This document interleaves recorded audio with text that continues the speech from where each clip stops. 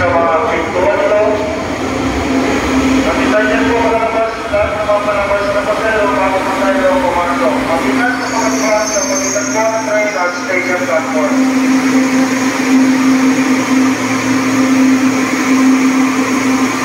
Arleta Central Local Station po, Arleta Central Local Station.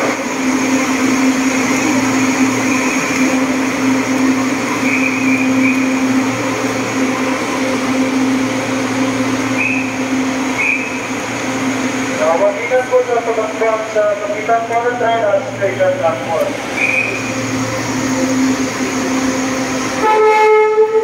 Warning po sir po yan, warning po sir po. Next train na po yan po.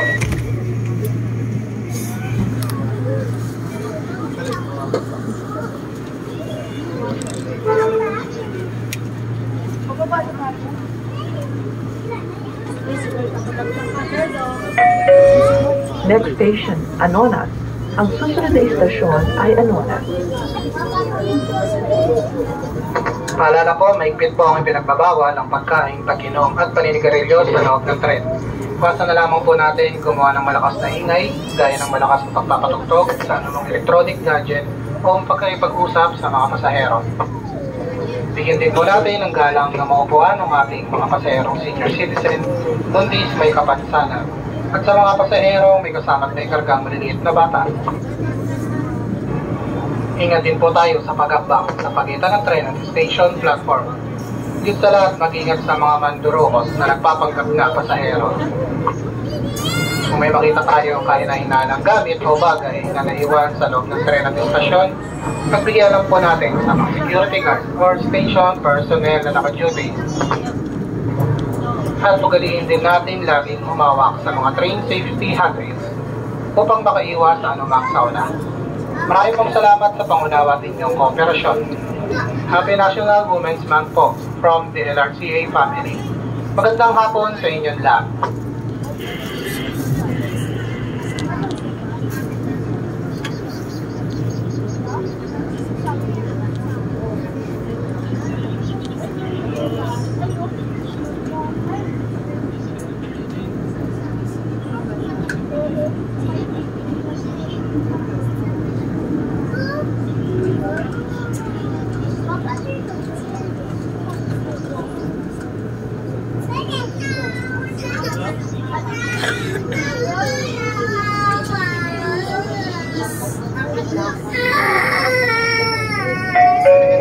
Arriving at Anonas Station. Paparating na sa Anonas Station.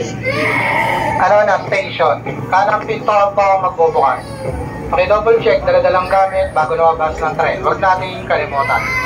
Right doors will open.